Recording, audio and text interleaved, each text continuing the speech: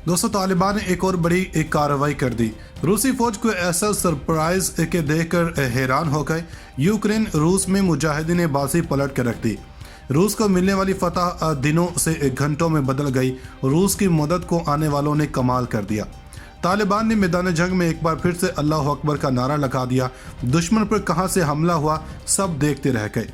अफगानिस्तान फतह करने के बाद मुजाहिदीन ने एक और महाज पर अपनी जंगी ताकत दिखा दी।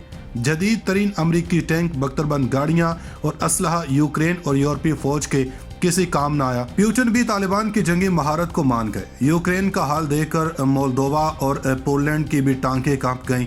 यूरोपीय यूनियन में शामिल होने की दरख्वास्तें देना शुरू कर दी। यूरोप से रूस से पंगा लेकर बड़ी गलती कर दी। दरअसल तालिबान को किसने यूक्रेन में रूस की मदद को भेजा, माहिरीन ने अंदर की सारी कहानी बता दी। यूक्रेन जंग दुनिया के गले पड़ गई। रूस के साथ छेड़छाड़ करने वालों को इत्तेहादियों ने भरपूर जवाब दे दिया। सही आदाद शुमार के मुताबिक रूस और यूक्रेन अब तक कितने फौजी मारे जा चुके हैं और मजीद ये जंग कितनी देर तक जारी रह सकती है। वीडियो में आगे चलकर तफसील से ये भी बताएंगे कि यूक्रेन के मारे जाने वाले कमांडर ने अब तक कितने रूसी फौजियों को कत्ल किया था और तालिबान ने किस महारत से इससे इंतकाम लिया। दोस्तों, तालिबान ने कमाल की गेम खेल दी। रूसी फौजें जिस कमांडर को मारकर यूक्रेन की फौज को कमजोर करने का प्लान कर रही थीं, तालिबान ने वो चंद घंटों में ही कर दिखाया। यूक्रेन जंग में रूसियों का कातिल माना जाने वाला यूक्रेनी कमांडर कैसे हाथ आया और इसको किस बहादुरी के साथ तालिबान कमांडर ने अंजाम तक पहुंचाया, पूरी दुनिया ही देखकर हैरान रह गई। दोस्तों, ये बात जाहिर थी कि रूसी और तालिबान की बढ़ती हुई कुर्बत में ऐसा कोई ना कोई कदम जरूर उठाया जाएगा जिससे यूक्रेन को भी शिकस्त हो सकती है। अफगानिस्तान में अफगान तालिबान की हुकूमत आते ही रूस सबसे पहला काम तालिबान से अपने ताल्लुकात को मामूल पर लाने का किया, जिसका मतलब ये था कि रूसी और तालिबान की ताकत और सलाहियत को मान चुके हैं। तो रूस और तालिबान की कुर्बत का अंदाजा इससे भी लगाया जा सकता है कि अफगानिस्तान में जिस वक्त जंग जारी थी तो काबुल में उनका सफारत खाना खुला रहा। तालिबान के बारे में रूस की सोच भी मुख्तलिफ मालूम होती है। रूस ने अपने बयानात के जरिए तालिबान के लिए गर्म जोशी दिखाई। तालिबान के काबुल पर कब्जे के 48 घंटों के अंदर ही रूसी सफीर दिमित्री ज़रनोफ ने तालिबान के एक नुमाइंदे से मुलाकात की। अक़वाम मुत्तहिदा में रूस के नुमाइंदे वोसेली नेबरनजिया ने कहा कि वो अफगानिस्तान में मुफाहमत की नई उम्मीद देख रहे हैं। कानून की हुक्मरानी वापस आ रही है और ये कि बरसों की खूनरेज़ी का खात्मा हो गया है। अफगानिस्तान के लिए सदर पुतिन के खसूसी एलची ज़मीर काबलोफ ने यहाँ तक कहा कि तालिबान के साथ मुज़ाकरात करना खुद साख्ता जिला वतन सदर अशरफ गनी की कठपुतली हुकूमत के मुकाबले में आसान है। इससे भी पहले रूसी सिफारतकारों ने दावा किया था कि अशरफ गनी ने तालिबान के काबुल पर कब्जे से कुछ देर कबल 4 गाड़ियों और एक हेलीकॉप्टर में नकदी लेकर मुल्क छोड़ दिया था। तहम अशरफ गनी ने इन इल्जामात को झूठ करार देते हुए मुस्तरद किया था। दोस्तों, रूस की जन्म से इतनी गर्म जोशी के जवाब में तालिबान ने भी रूस को ऐसे ही जवाब दिया और इस वक्त यूक्रेन में जारी जंग में भी इसका भरपूर साथ देने का ऐलान किया। मौसूल होने वाली खबर के मुताबिक यूक्रेन में एक कार्रवाई के दौरान यूक्रेन का सबसे बड़ा और अहम तरीन कमांडर मारा जा चुका है। दोस्तों, मुमकिन है कि ये जंग यूक्रेन की सरहदों से बाहर तक फैल जाए और सदर पुतिन साबिक सोवियत जमहूरिया मोल्डोवा और जॉर्जिया में फौज भेजकर रूस की साबिका सल्तनत के मजीद हिस्सों को दोबारा हासिल करने की कोशिश कर सकते हैं, जो नेटो का हिस्सा नहीं है, या सिर्फ गलत अंदाजों के बायस जंग की शिद्दत में मजीद इजाफा हो सकता है। सदर पुतिन यूक्रेन की अफवाज को मगरबी ममालिक की जानब से हथियारों की फराहमी के अमल को जहरियत करार दे सकते हैं और इसके नतीजे में जवाबी कार्रवाई कर सकते हैं। वो नेटो इतिहाद के रुकन लिथुआनिया जैसी बाल्टिक रियासतों में फौज भेजने की धमकी दे सकते हैं ताकि वो रूसी साहली इलाके कलिनिनग्राड के साथ जमीनी रास्ता और राबता कायम कर सकें।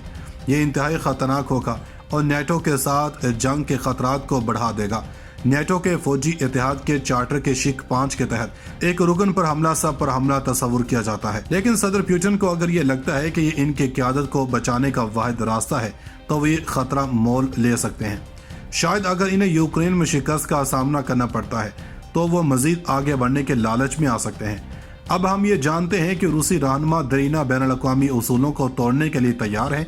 इसी मंतक का इतलाक जोहरी हथियारों के इस्तेमाल पर भी हो सकता है। इस हफ्ते ही सदर पुतिन ने अपनी जोहरी कुव्वतों को आला सतह पर अलर्ट कर दिया।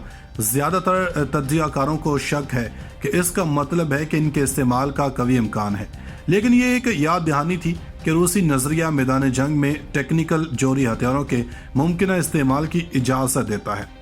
دوستو، اقوام متحدہ کے جنرل سیکرٹری اینٹونیو گوترس نے کہا کہ اس وقت تو بندوقیں بول رہی ہیں مگر بات چیت کا راستہ ہمیشہ کھلا ہوتا ہے اور بات چیت جاری بھی ہے۔ فرانسیسی صدر نے صدر پیوٹن سے فون پر بات کی ہے اور سفارتکاروں کا کہنا ہے کہ ماسکو میں بات چیت کے لیے اشارہ دیے جا رہے ہیں، اور حیرانی کی بات یہ ہے کہ روسی اور یوکرینی حکام بیلاروس کی سرحد پر ایک دوسرے سے ملے ہیں۔ ابھی ان کے درمیان کوئی خاص پیش رفت نہیں ہوئی مگر بات چیت پر رضامندی ظاہر کر کے پیوٹن نے اس بات کا اعتراف کر لیا ہے کہ مذاکرات کے ذریعے جنگ بندی کم از کم ایک امکان تو ہے۔ اہم سوال یہ ہے کہ کیا مغرب ممالک روس کو اس سب سے نکلنے کا راستہ دے سکتے ہیں؟ سفارتکاروں کا کہنا ہے کہ یہ بات اہم ہے کہ روسی صدر کو یہ پتا ہو کہ مغربی پابندیاں ہٹوانے کے لیے کیا کچھ درکار ہوگا تاکہ کوئی ایسی ڈیل ہو سکے جس میں سب کی عزت بچ جائے۔ ذرا اس ممکنہ صورتحال کے بارے میں سوچیں۔ روس کے لیے جنگی محاذ کچھ اچھا نہیں جاتا۔ پابندیاں روس میں مشکلات پیدا کرتی ہیں۔ جیسے جیسے فوجی ہلاکتیں بڑھتی ہیں، مخالفت بڑھنے لگتی ہے۔ پیوٹن سوچتے ہیں کہ اس نے کہیں بہت زیادہ مشکل تو اپنے سر نہیں لے لی۔ وہ یہ فیصلہ کرتے ہیں کہ جنگ جاری رکھنا ان کی قیادت کے لیے اس کو ختم کرنے کے بے عزتی سے زیادہ بڑا خطرہ ہے۔ چین مداخلت کرتا ہے اور ماسکو پر دباؤ ڈالتا ہے کہ وہ سمجھوتا کرے ورنہ وہ روسی تیل اور گیس نہیں خریدے گا۔ پیوٹن مسئلے سے نکلنے کا راستہ ڈھونڈنے لگتے ہیں۔ دوستو، اقوام متحدہ کے جنرل سیکرٹری اینٹونیو گوترس نے کہا کہ اس وقت تو بندوقیں بول رہی ہیں مگر بات چیت کا راستہ ہمیشہ کھلا ہوتا ہے اور بات چیت جاری بھی ہے۔ فرانسیسی صدر نے صدر پیوٹن سے فون پر بات کی ہے اور سفارتکاروں کا کہنا ہے کہ ماسکو میں بات چیت کے لیے اشارہ دیے جا رہے ہیں، اور حیرانی کی بات یہ ہے کہ روسی اور یوکرینی حکام بیلاروس کی سرحد پر ایک دوسرے سے ملے ہیں۔ ابھی ان کے درمیان کوئی خاص پیش رفت نہیں ہوئی مگر بات چیت پر رضامندی ظاہر کر کے پیوٹن نے اس بات کا اعتراف کر لیا ہے کہ مذاکرات کے ذریعے جنگ بندی کم از کم ایک امکان تو ہے۔ اہم سوال یہ ہے کہ کیا مغرب ممالک روس کو اس سب سے نکلنے کا راستہ دے سکتے ہیں؟ سفارتکاروں کا کہنا ہے کہ یہ بات اہم ہے کہ روسی صدر کو یہ پتا ہو کہ مغربی پابندیاں ہٹوانے کے لیے کیا کچھ درکار ہوگا تاکہ کوئی ایسی ڈیل ہو سکے جس میں سب کی عزت بچ جائے۔ ذرا اس ممکنہ صورتحال کے بارے میں سوچیں۔ روس کے لیے جنگی محاذ کچھ اچھا نہیں جاتا۔ پابندیاں روس میں مشکلات پیدا کرتی ہیں۔ جیسے جیسے فوجی ہلاکتیں بڑھتی ہیں، مخالفت بڑھنے لگتی ہے۔